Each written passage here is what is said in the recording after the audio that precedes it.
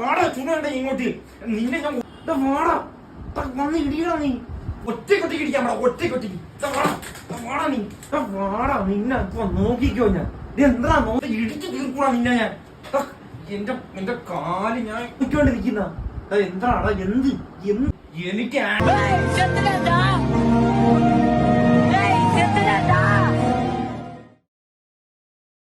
ഈ റീസെൻ്റായിട്ട് GTA കൂടെ തന്നെ നമ്മളെല്ലാം വെച്ച് കമ്പയർ ചെയ്യുന്നത് ഇന്ത്യയിൽ നിന്ന് ഒരു ഓപ്പൺ വേൾഡ് ഗെയിം വരുന്നുണ്ടെങ്കിൽ ഡെവലപ്പേഴ്സിൻ്റെ ഭാഗത്ത് തന്നെ ഫസ്റ്റ് തന്നെ പറയുക ഇത് ഇന്ത്യൻ GTA ആയിരിക്കും, അങ്ങനെയായിരിക്കും, ഇങ്ങനെ ആയിരിക്കും. കുറച്ച് കഴിഞ്ഞിട്ട് പറ്റാണ്ടിരിക്കുമ്പം തുമ്പിനെ കൊണ്ട് കല്ലെടുത്തിപ്പിക്കുന്ന അവസ്ഥയാണെന്ന് മനസ്സിലാകുമ്പം അവരെന്നെ ഓപ്പണായിട്ട് പറയും ഇത് GTA പോലെയല്ല, സ്ലീപ്പിംഗ് ഡോഗ്സ് പോലെയാണ്. അതും പറ്റാണ്ടാകുമ്പോൾ അത് കഴിഞ്ഞിട്ട് യക്കൂസ പോലെയാണ്. അങ്ങനെ പറഞ്ഞുതരും. പക്ഷേ യക്കൂസ പോലൊരു ഗെയിം ഡെവലപ്പ് ചെയ്യുന്ന അത്ര സ്ട്രെങ്ത് പോലും ഇന്ത്യൻ ഡെവലപ്പേഴ്സിന് വന്നിട്ടില്ല. അത്രയും പ്രോമിസിംഗ് ആയിട്ടൊരു ഗെയിം റിലീസായിട്ടില്ല. അനൗൺസ് ചെയ്ത് വെച്ചിട്ടുണ്ട് കുറേ, പക്ഷേ റിലീസായിട്ടില്ല.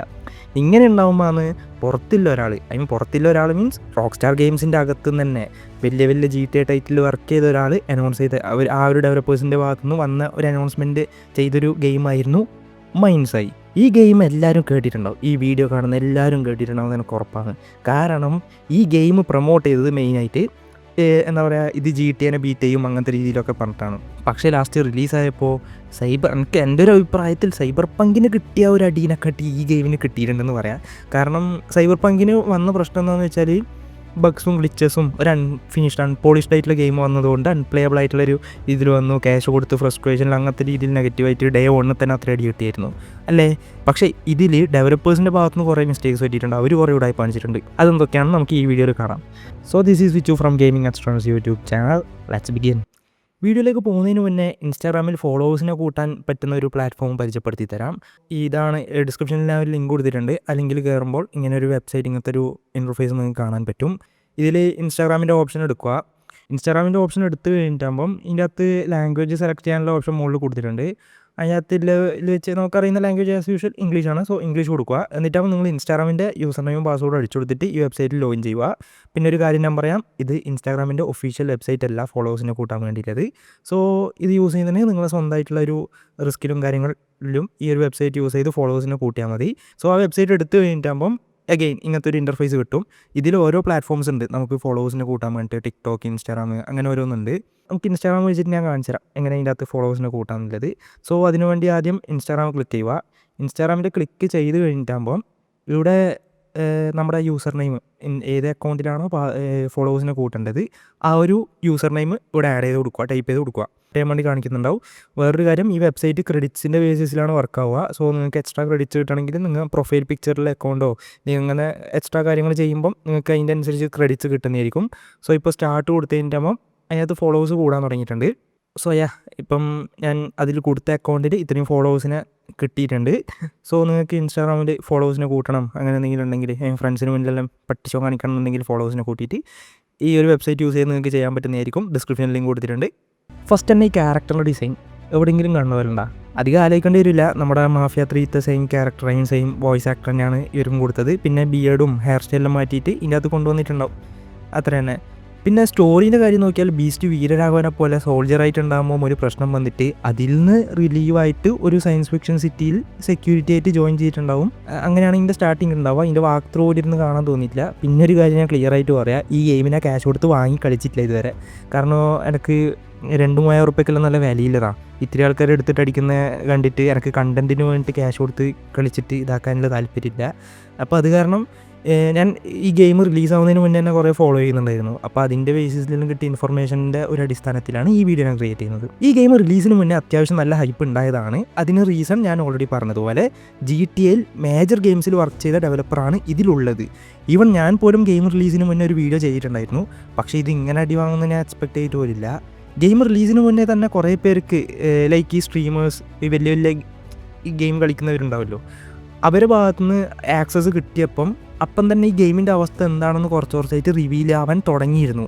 പക്ഷേ ഡെവലപ്പർ എന്താ ചെയ്തതെന്നറിയോ, ഈ ഗെയിമിൽ ഡെവലപ്പേഴ്സ് എന്താ ചെയ്തതെന്നറിയോ, ഗെയിമൊക്കെ നല്ലതാണ്, പക്ഷേ റോക്ക് സ്റ്റാർ ഗെയിംസാണ് ഇവരുടെ ഈ വളർച്ച കണ്ട് ഇഷ്ടപ്പെടാണ്ട് പെയ്ഡായിട്ട് നെഗറ്റീവ് റിവ്യൂസ് ചെയ്യുന്നതെന്ന് പറഞ്ഞ് വിട്ടിട്ടുണ്ടാകും പുറത്ത്.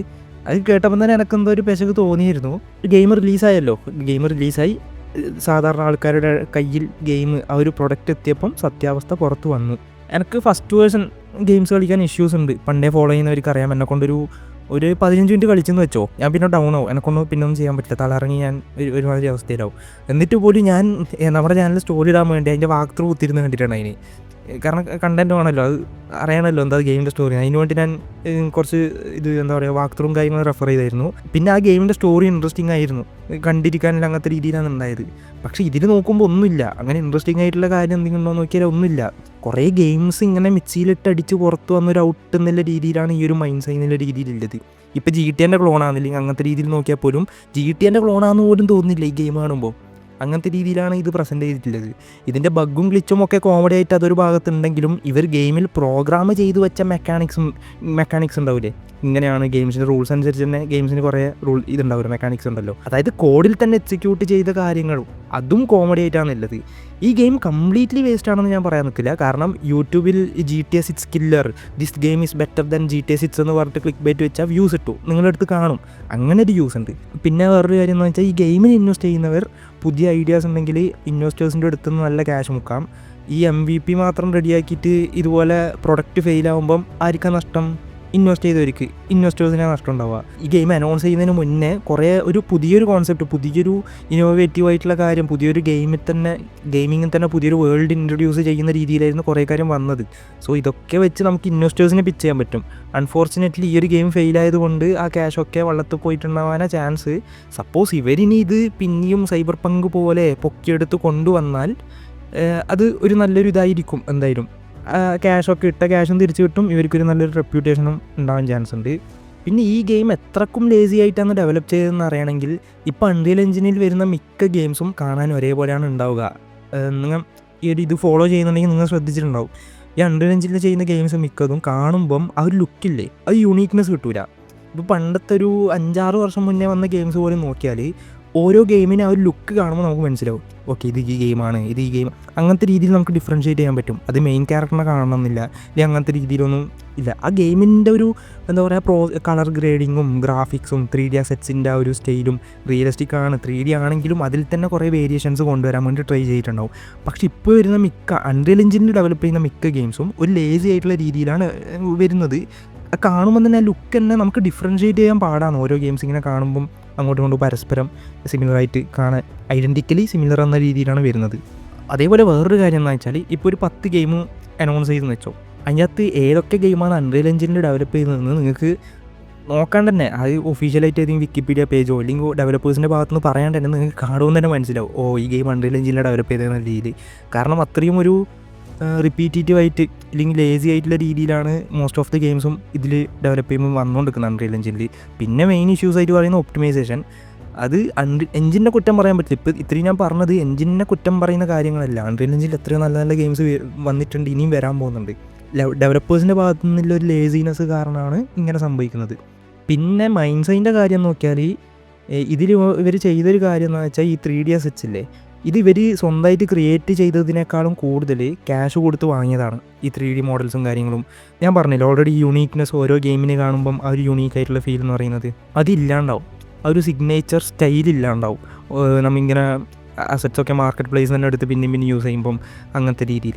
പിന്നെ മാർക്കറ്റ് പ്ലേസിൽ അസറ്റ് വെച്ചൊരു ഗെയിം ഉണ്ടാക്കി ഇതാക്കുന്നതാണെങ്കിൽ അതിന് ഇത്രയും ക്യാഷ് കൊടുക്കുന്നത് വർത്താന്ന് എനിക്ക് തോന്നുന്നില്ല. ഒരു 3,000-4,000 റുപ്യ 2,500 റുപ്യക്കെല്ലാം കൊടുത്തിട്ട് 1-2 അസറ്റ്സ് അല്ലെങ്കിൽ ചെറുതിങ്ങനെ ആ ഒരു ലെവൽ ഡിസൈൻ ചെയ്യാൻ വേണ്ടി മെയിൻ ഫോക്കസിലല്ലാത്ത ഇത് വെച്ച് ഫില്ല് ചെയ്യാൻ വേണ്ടി യൂസ് ചെയ്യുന്നതാണെങ്കിൽ കുഴപ്പമില്ല. മെയിനായിട്ടുള്ള അസറ്റ്സ് തന്നെ ഇതുപോലെ മാർക്കറ്റ് പ്ലേസിൽ നിന്ന് എടുത്ത് യൂസ് ചെയ്യുന്നതാണെങ്കിൽ അതിന് ഇത്രയും എന്താ പറയുക 8 വർഷം ഡെവലപ്പ് ചെയ്ത് ഇത്രയൊരു ഇതിൽ ഇങ്ങനത്തെ ഒരു ബഗ് വരുന്ന രീതിയിൽ ചെയ്യേണ്ട കാര്യമില്ല. അത് കംപ്ലീറ്റ്ലി വേസ്റ്റാണ്. പിന്നെ കിട്ടിയ അസറ്റ്സ് മര്യാദക്ക് കൊളീഷൻ കൊടുത്തോ നോക്കിയാൽ അതുമില്ല. റോബോട്ടിൻ്റെ മുകളിൽ മനുഷ്യന്മാരെ മുകളിൽ ക്രോസ് ആയിട്ടുള്ള കാർ അപ്പുറത്ത് പോകുന്നുണ്ട്. എന്തോ ഇവർ മറ്റേ ഈ ഏജ് ഓഫ് അൾട്രോണിൽ വിഷനൊരു പവർ ഉണ്ടാവില്ലേ, ഏജ് ഓഫ് അൾട്രോണില്ല സിവിൽ വാറിൽ വിഷൻ ഇങ്ങനെ ആൻഡ്മാൻ്റെ ഉള്ളിലേ കൂടി അപ്പുറത്ത് പോകില്ലേ, അതേപോലെയാണ് കാറെല്ലാം ഇതിൻ്റെ അകത്ത് റോബോട്ടിൻ്റെ ഉള്ളിലെല്ലാം പോയിട്ട് അപ്പുറത്തേക്ക് വന്നുകൊണ്ടിരിക്കുന്നത്. പിന്നെ ഞാൻ ഓൾറെഡി പറഞ്ഞ പോലെ പോസ്റ്റ് പ്രോസസ്സിങ് ഇതിൽ തീരെ ചെയ്തില്ല. കാണുമ്പം തന്നെ ഒരു ക്വാളിറ്റി ഇല്ലാത്ത ലുക്കാണ് വരുന്നത്. ഇത്രയും എക്സ്പീരിയൻസ് ഉള്ളൊരു ഡെവലപ്പേഴ്സിൻ്റെ ഭാഗത്തു നിന്ന് വന്നതാണെന്നുള്ള രീതിയിലൊരു ഫീൽ തന്നെ കിട്ടുന്നില്ല. ഇപ്പോൾ ഈ ഒരു ഫുട്ടേജ് ഉണ്ടോ, ഇതിന് അൺറിയൽ എഞ്ചിനിൽ ചെയ്തു കുറച്ച് ദിവസം മുന്നേ ഒരു 4-5 മാസമായിട്ടുണ്ടോ ഈ സാധനം ചെയ്തിട്ട്. സോ ഇതൊക്കെ എന്താ പറയുക, ഇത് ഞാൻ വലിയ പോസ്റ്റ് പ്രോസസ്സും കാര്യങ്ങളൊന്നും ചെയ്തിട്ടില്ല, ഞാൻ ജസ്റ്റ് അങ്ങനെ തന്നെ എടുത്തിട്ടായിരുന്നു. പക്ഷേ ഒരു ഗെയിമായിട്ട് നമ്മൾ പുറത്ത് വിടുമ്പം അങ്ങനെ വിടാൻ പറ്റില്ലല്ലോ. കാരണം നമുക്കൊരു ഇതുണ്ടാവും, നമ്മളെ ഒരു ഗെയിമിൽ നിന്ന് അങ്ങനത്തെ ഒരു ലുക്ക്, ഒരു സിഗ്നേച്ചർ ആയിട്ടുള്ളൊരു ലുക്ക് കൊണ്ടുവരണമെന്ന്. അതുപോലും ആലോചിക്കാണ്ടാണ് ഇപ്പോഴും മിക്ക ഗെയിംസും വന്നുകൊണ്ടിരിക്കുന്ന അൺറിയൽ എഞ്ചിനിൽ ഡെവലപ്പ് ചെയ്തുകൊണ്ട്. പിന്നെ ഒരു നെഗറ്റീവായിട്ടുള്ളൊരു ടോക്ക് ഉണ്ട് ഈ ഇൻഡസ്ട്രീൻ്റെ ഉള്ളിൽ. എല്ലാ ഗെയിംസും ഇപ്പം അൺറിയൽ എഞ്ചിൻ തൊട്ട് സ്വിച്ച് ചെയ്യുന്ന രീതിയിൽ എല്ലാ ഡെവലപ്പേഴ്സും അത് പണ്ടെല്ലാം ഇപ്പം ക്രൈ എഞ്ചിൻ ഉണ്ട് ഫാർ ക്രൈ ഗെയിംസിനെയും, പിന്നെ റോക്ക് സ്റ്റാർ ഗെയിംസിനെ നോക്കിയാൽ റേജ് എഞ്ചിൻ ഉണ്ട്. GTA 4 ശേഷമുള്ള എല്ലാ ഗെയിംസും അതിനകത്ത് ഡെവലപ്പ് ചെയ്തിട്ടുണ്ടായേ. അങ്ങനെ ഓരോ ഗെയിംസിന് എടുത്ത് നോക്കിയാലും ഓരോ മേജർ എഞ്ചിൻസ് പണ്ട് ഉണ്ടായതായിരുന്നു. പക്ഷേ ഇപ്പം ഒന്ന് എടുത്ത് നോക്കിയാൽ ഇപ്പോൾ മിക്ക ഗെയിംസും വിച്ചർ നെക്സ്റ്റ് വരാൻ പോകുന്ന വിച്ചർ ഗെയിം അൺറിയൽ എഞ്ചിനിലാണ്. ടൂം റൈഡർ ഗെയിം അൺറിയൽ എഞ്ചിനിലാണെന്ന് പറഞ്ഞിട്ടുണ്ട്. പിന്നെ ഹാലോ ഗെയിം അൺറിയൽ എഞ്ചിനിലാണെന്ന് പറഞ്ഞിട്ടുണ്ട്. പിന്നെ വേറെ ഇനി അൺഅനൗൺസ്ഡ് ആയിട്ടുള്ള സാധനങ്ങളൊക്കെ വരാനുണ്ട് അൺറിയൽ എഞ്ചിനിൽ ഡെവലപ്പ് ചെയ്തിട്ട്. ഇതൊരു മോശമാണെന്ന് നോക്കിയാൽ എന്നെ സംബന്ധിച്ചിടത്തോളം മോശമായിട്ടുള്ള കാര്യമാണെന്ന് എനിക്ക് തോന്നുന്നില്ല. പക്ഷേ ആ ഒരു ലുക്ക്, ആ സിഗ്നേച്ചർ ലുക്ക് ലൂസ് ചെയ്യുന്നുണ്ടെങ്കിൽ അത് നെഗറ്റീവായിട്ടുള്ളൊരു കാര്യമാണ്. അവരതിൻ്റെ അകത്ത് ആ ഡെവലപ്പേഴ്സ് അതിനകത്ത് മെനക്കെടണം ആ ഒരു ലുക്ക് അവർ കൊണ്ടുവരാൻ വേണ്ടി. അല്ലാണ്ട് ഇതേപോലെ ലേസി ആയിട്ട് വിട്ടില്ലെങ്കിൽ ഒരു 5-6 വർഷം കഴിഞ്ഞിട്ട് ഇറങ്ങുന്ന ഗെയിംസ് നമുക്ക് ഡിഫറൻഷ്യേറ്റ് ചെയ്യാൻ പാടായിരിക്കും ഐഡൻറ്റിക്കലി. ഗെയിം മെക്കാനിസംസും കാര്യങ്ങളും ബാക്കി വേറെ ഉണ്ടെങ്കിൽ ഡിഫറൻസ് ആണെങ്കിലും വിഷ്വലി നമ്മൾ കാണുമ്പം ഓക്കെ ഇതെല്ലാം ഒരേ ഒരു ഫീൽ കിട്ടാനേ ചാൻസ് കൂടുതൽ ഓൾറെഡി കിട്ടുന്നുണ്ട്. ഇനിയും കൂടുതൽ കാലം വരുമ്പം ഈ ഒരു കാര്യം റിപ്പീറ്റ് ചെയ്യുവാണെങ്കിൽ അത് ഇതിനെ എഫക്റ്റ് ചെയ്യും. ഞാൻ പോലും കുറച്ച് പ്രതീക്ഷ വെച്ചായിരുന്നു മൈൻസൈൻ്റെ കാര്യത്തിൽ. പക്ഷേ ഇത് ഇങ്ങനൊരു ഒരു ഫെയിലിയറായിട്ട് മാറുമെന്ന് ഞാൻ ഇത്രയും വിചാരിച്ചില്ല. കുറേ പേരെല്ലാം ഇത് വരുന്നതിന് മുന്നേ എന്താ പറയുക പറഞ്ഞിടക്കുണ്ടായ വാച്ച് ഡോഗ്സ് ലീജിയൺ അതിനെക്കാട്ടെല്ലാം ബെറ്റർ ആയിട്ട് വരുമെന്ന് പറഞ്ഞത് സംഭവം. വാച്ച് ഡോഗ്സ് ലീജിയൺ എന്ന് പറയുന്നൊരു മിക്സ്ഡ് റെസ്പോൺസ് കിട്ടിയൊരു ഗെയിമായിരുന്നു വന്നപ്പം തന്നെ. യൂബിസോഫ്റ്റിൻ്റെ ഗെയിംസ് അറിയാലോ, അത് സ്റ്റാർട്ടിങ് നല്ല പഞ്ചുണ്ടാവും, പിന്നെ പോകുമ്പോൾ റിപ്പീറ്റീവ് ആയിട്ടുള്ള ഫീൽ ഉണ്ടാവും. ബട്ട് സ്റ്റിൽ ലീജിയൺ ഒരു നല്ലൊരു ഗെയിമാണെന്ന് പറയാം. പക്ഷേ ആ ഒരു ലെവൽ പോലും ഇതിനെത്താൻ പറ്റിയില്ല എന്നതാണ് ഒരു സങ്കടകരമായ കാര്യം. സോ ഇനി ആരെങ്കിലും GTA കൂടെ കമ്പയർ ആക്കിയിട്ട് ഏതെങ്കിലും ഗെയിം ഇറക്കുമെന്ന് നോക്കണം. അതാണ് ഞാൻ വെയിറ്റ് ചെയ്യുന്നത്. കാരണം ഇപ്പോൾ GTA കൂടെ കമ്പയർ ചെയ്തിട്ട് GTA 6 കില്ലർ എന്ന് പറഞ്ഞ ടൈറ്റിൽ വെച്ച ഓരോ ഗെയിമും എല്ലാം പോയിക്കൊണ്ടിരിക്കുവാണ്. പിന്നെ ഇന്ത്യൻ GTA എന്ന് പറഞ്ഞിട്ടൊരു സാധനം 7 വർഷമായിട്ട് ഡെവലപ്മെൻറ്റിലാണ്. അത് എന്താണെന്ന് നോക്കാം. അതിനിയും വന്നില്ല, അതെപ്പം വരുമെന്ന് അറിയില്ല. സോ അത് റിലീസായിട്ടാകുമ്പം അതിൻ്റെ കാര്യം എന്താണെന്ന് നോക്കാം. സോ ഈ ഹൈപ്പ് കൂട്ടാൻ നമുക്ക് യൂസ് ചെയ്യാം. GTA പേര് യൂസ് ചെയ്യുമ്പം ഹൈപ്പ് കൂട്ടാം, ഇവാണെങ്കിൽ ഇൻവെസ്റ്റേഴ്സിനെ കിട്ടും, അങ്ങനെ കുറേ കാര്യത്തിന് യൂസ് ചെയ്യാം. പക്ഷേ ഗെയിം ആ ക്വാളിറ്റി കിട്ടിയിട്ടില്ലെങ്കിൽ വച്ചടിക്കും. ഗെയിമേഴ്സ് തന്നെ ഇതുപോലെ ഇപ്പം കിട്ടുന്നില്ലേ ഇതുപോലെ കിട്ടും. പക്ഷേ മുംബൈ കളീസിൻ്റെ കാര്യം എന്താണെന്ന് വെച്ചാൽ അതിൻ്റെ അകത്ത് ഗെയിം പ്ലേ പ്രോപ്പറായിട്ട് ഇതുവരെ വന്നിട്ടില്ല. ഡെവലപ്പേഴ്സിൻ്റെ ഭാഗത്ത് തന്നെ പറഞ്ഞൊരു കാര്യം ഇത് GTA പോലുള്ള ഗെയിമാണെന്ന്. പിന്നെ അത് കഴിഞ്ഞിട്ട് അനൗൺസ് ചെയ്ത 2 പ്രൊജക്റ്റ് ഇന്ത്യന്നും അത് ഗെയിം പ്ലേ വന്നായിരുന്നു. അത് കാണുമ്പോൾ അങ്ങനെ തന്നെ ആനിമേഷൻ സ്റ്റൈലടക്കം റണ്ണിങ് ആനിമേഷൻ സ്റ്റൈലടക്കം വൂക്കോങ് നിർത്തിയാണെന്ന് കാണുമ്പോൾ തന്നെ മനസ്സിലാവുന്നുണ്ട്. സോ അതെന്തായാലും ഡയറക്റ്റ് കമ്പാരിസൺ വരും, അതിനൊന്നും ചെയ്യാനില്ല. അല്ലാണ്ട് ബാക്കിയുള്ള ഗെയിംസ് നമ്മൾ വലിയ AAA ടൈറ്റിൽസിൻ്റെ കൂടെ കമ്പയർ ചെയ്യാൻ നിന്നാൽ അത് ഗെയിമിനെ നെഗറ്റീവായിട്ട് എഫക്റ്റ് ആവാൻ ചാൻസ് ഉണ്ട്. പിന്നെ കണ്ടൻറ് ക്രിയേറ്റേഴ്സിന് വ്യൂസാണ് മെയിനായിട്ട് വേണ്ടത്. ആൾക്കാരെ പിടിച്ചിരുത്താനും വീഡിയോ എടുക്കാനും എന്താ ചെയ്യുക, ടൈറ്റിലിടും മൈൻസൈ GTA killer, this game is better than GTA 6 ഇങ്ങനെ ഇട്ടിട്ട് ഇതാക്കും. അപ്പോൾ നിങ്ങൾ വിചാരിക്കും GTA 6-നെക്കാട്ടിയും വലിയ ഗെയിം, നല്ല ബെറ്റർ ആയിട്ടുള്ള ഗെയിം എന്നിട്ട് എടുത്ത് നോക്കുമ്പോൾ എന്താണ്ടാവുക ഇതുമല്ല സാധനം. അപ്പോൾ എന്താണ് ഡിസപ്പോയിൻ്റ് ആവും അങ്ങനത്തെ രീതിയിൽ. സോ ഈ ഗെയിം ക്യാഷ് കൊടുത്ത് വാങ്ങി കളിച്ചവരുണ്ട്, എന്തായാലും റിട്ടേൺ ചെയ്തിട്ടുണ്ടാവും കളിച്ചിട്ടുണ്ടെങ്കിൽ. സോ റിട്ടേൺ ചെയ്യാത്തവരുണ്ടെങ്കിൽ കളിച്ചവരുണ്ടെങ്കിൽ കുറച്ച് സമയം കളിച്ചവരുണ്ടെങ്കിൽ നിങ്ങളുടെ അഭിപ്രായം കമൻറ്റ് സെക്ഷനിൽ മെൻഷൻ ചെയ്യൂ. ഞാൻ ഈ വീഡിയോയുടെ അവസാനിപ്പിക്കുന്ന ഇഷ്ടപ്പെട്ടിലേക്ക് അറിയാൻ ചാനൽ സബ്സ്ക്രൈബ് എടുത്തില്ലോ എല്ലാവർക്കും ചെയ്ത് സപ്പോർട്ട് ചെയ്യുക. ഇനി വേറെ നല്ല വീഡിയോ കാണുന്ന ഇങ്ങോട്ട് from gaming experience. Peace out.